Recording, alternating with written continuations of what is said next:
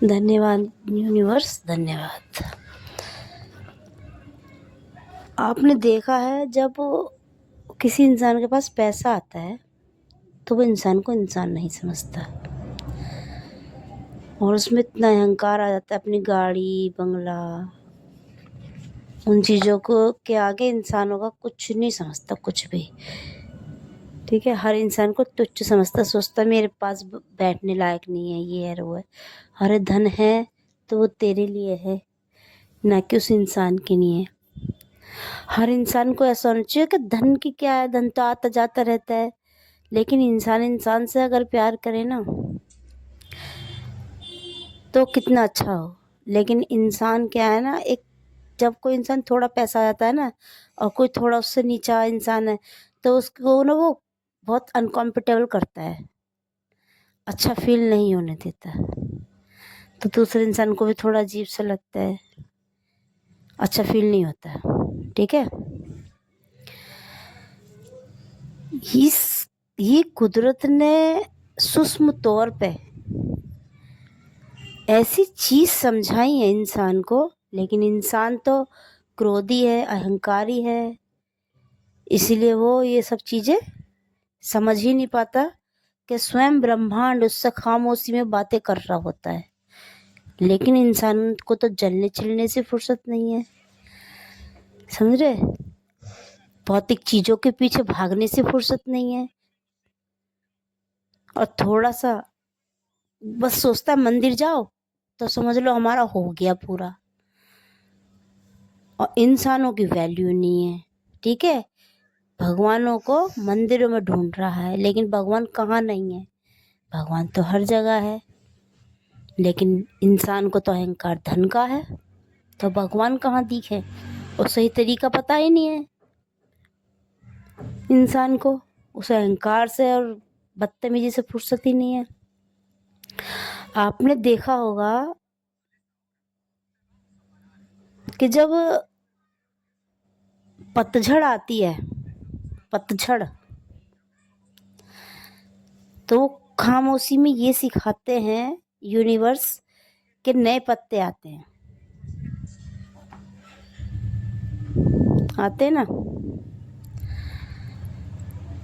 उसके बाद नए पत्ते जो आते हैं वो कितने अच्छे आते हैं। लेकिन इंसान थोड़ी सी परेशानी हुई, विचलित हो गया, थोड़ा सा आ गया पैसा तो घमंड आ गया, समझ रहे हो, सारी चीजें नादानों वाली हैं।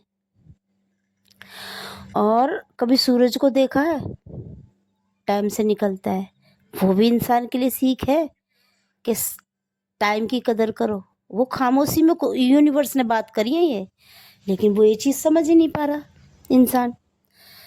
टाइम से निकलता है सूरज, टाइम से डूबता है सूरज। टाइम टेबल का मतलब सिखाया है यूनिवर्स ने इंसानों को।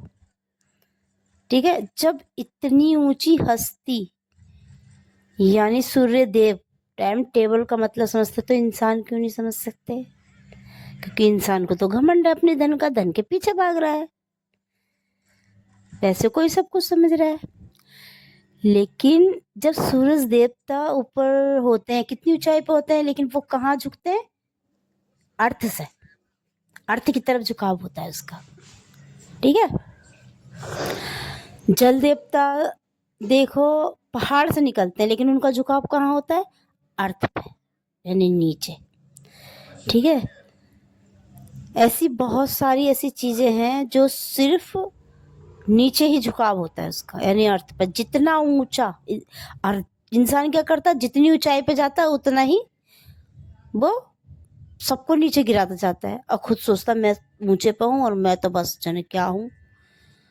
जब ये सूरज अहंकार नहीं कर रहा, वो भी नीचे झुक रहा है, जल देवता अहंकार नहीं कर रहे, वो भी नीचे झुक रहे हैं, तो इंसान की औकात क्या है?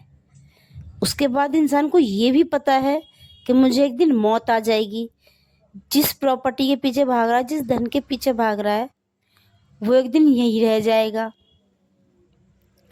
लेकिन इंसान बहुत गहरी नींद में सोया हुआ है।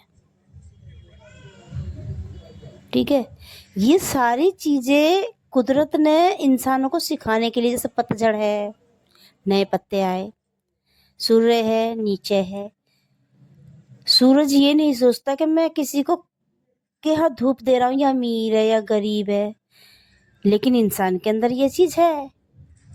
अमीर की तो इज्जत करेगा लेकिन गरीब की नहीं करेगा। इसे दोगलापन कहते हैं।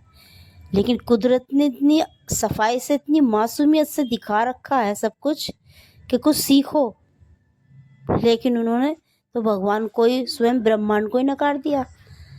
धन्यवाद यूनिवर्स, बस इतना ही कहना चाहूँगी। धन्यवाद।